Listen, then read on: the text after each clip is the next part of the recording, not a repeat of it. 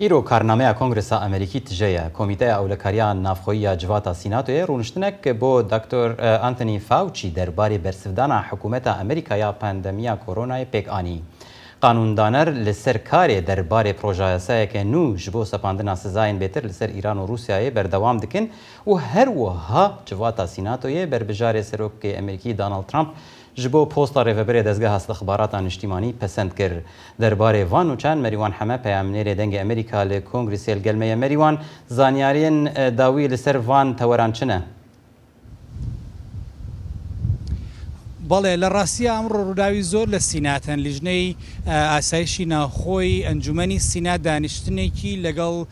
دکتۆر ئەنتۆنی فاوچی کرد بۆ باسکردن یا وەڵامدانەوەی پرسیار لەبارەی وەڵامی حکوومەت دەربارەی پەتای کۆرۆنا ئەم دانیشتنە هەرزوو گۆڕا بە مشتومڕ و بە ڕوبەڕووبوونەوەی توند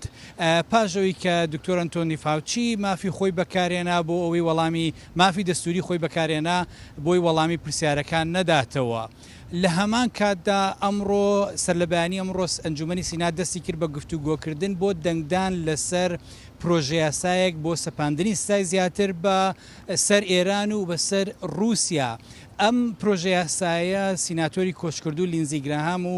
یەکێک لە هاوکارەکانی لە پارتی دیموکرات نزیکەی ساڵێک زیاتر لە ساڵێک کاریان لەسەر کرده بوو و سزای زیاتر بەسەر رووسیا دەسەپێنێ لە دوای کۆچی دوایی سیناتۆر گراهام ئەم پرۆژه یاسایە پێشکەوتنی بە زیاتری بەخۆیەوە بینیوە فشاری زۆرترە خاتە سەر بەرپرسانی رووسیا و بانکەکانی رووسیا و کەرتی وزەی رووسیا و باجی تا ڕادەیەک لە 500 تا ڕادەی لە 500 دەسەپێنێ بەسەر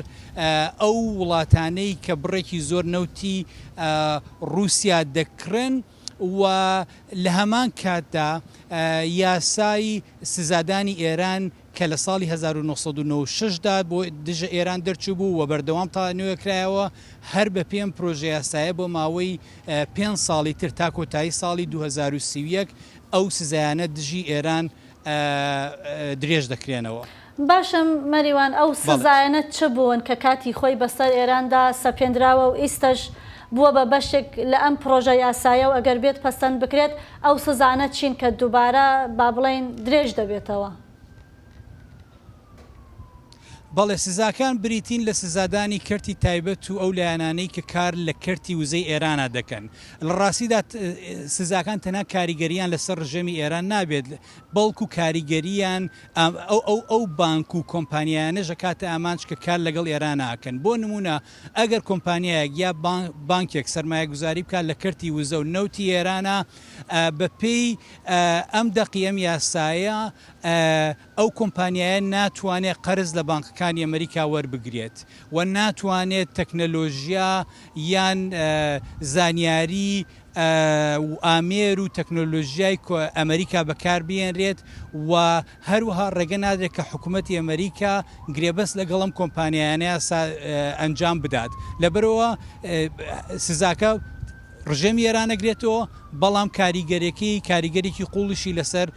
زۆر لە کۆمپانیا جیهانەکانە بێت ئەگەر بیانەوێت بۆ نمونە وەکو باسم کرد ڕژەم لەگەڵ کار لەگەڵ ڕژێمی ئێرانە بکەن لە بوار بە تایبەتی لە بواری کە وزە و گاز و نەوتدا. باشە مەریوان دەربارەی پشتڕاستکردنا دەستنیشانکردنا جەی کلەیتن بۆ پۆستا ڕێڤەبەرێ دەستگەها ئەستەخباراتی یان نیشتیمانی گرنگاوەیەک وێ گاوا سیناتۆیە چییە؟ بەڵێ یەکێکە لە گرنگترین پۆستەکانی ئاسایشی نەتەوەیی ناوزەندکردنی جێی کلەیتن دوایەوە هات کە چەند هەفتەیەک لەمە پێش توڵسی گابەر بەڕێوەبەری پێشووی دەستگای هەواڵگری نیشتیمانی دەستی لە کار کێشایەوە ئێستا بە ڕسمی بە فەرمی جێی کلەیتن دیاری کراوە بۆ ئەم پۆستە لەم بارەیەوە راپۆرتێکم بۆ ئامادەکردوون با تەماشای بکەین. ئەنجومەنی سینات جێی کلەیتن پاڵێوراوی سەرۆک ترامپی بۆ پۆستی بەڕێوەبەری دەستگای هەواڵگری نیشتیمانی پەسەند کرد. بەڕێوەبەری دەستگای هەواڵگری نیشتیمانی سەرپەرشتی هەماهەنگی 18 دەستگای هەواڵگری و ئاسایشی ئەمریکا دەکات و بەرپرسیارە لە هەڵسەنگاندنی زانیاریەکان و ڕاوێژدان بە سەرۆک کۆمار لەبارەی هەڕەشە و مەترسیەکانی سەر ئاسایشی نەتەوەیی. کلەیتن لە چەند پۆستێکی حکومیدا کاری کردووە و زیاتر پێشینەیەکی یاسایی هەیە. پێشم پۆستەی پارێزەر بوو لە دادگای ناوچەی باشووری نیویۆرک و پێشتریش سەرۆکی دەستەی درا و بۆرسەی ئەمریکا بووە. لە کاتێکدا کۆماریەکان ئەزمموی بەڕێوەبردننی کلەیتن بە خاڵی بەهێزدا دەنێن، دیموکراتەکان نیگەران بوون لەوەی کە ئەزمموی پیشەیی لە بواری هەواڵگریدا نییە. بەڕێز کلەیتن شانبەشانی دامەزراوە هەواڵگریەکان و کارمەندانی دژە تیرۆر کاری کردووە بۆ زیندانیکردنی ئەو تاوانبارانەی هەڕەشە لە ئاسایشی نیشتیمانەکەمان دەکەن. بۆیە من ستایشی ئەو هەموو ئەوانە دەکەم کە بەشداریان لەم ئەرکە گرنگەدا کردووە.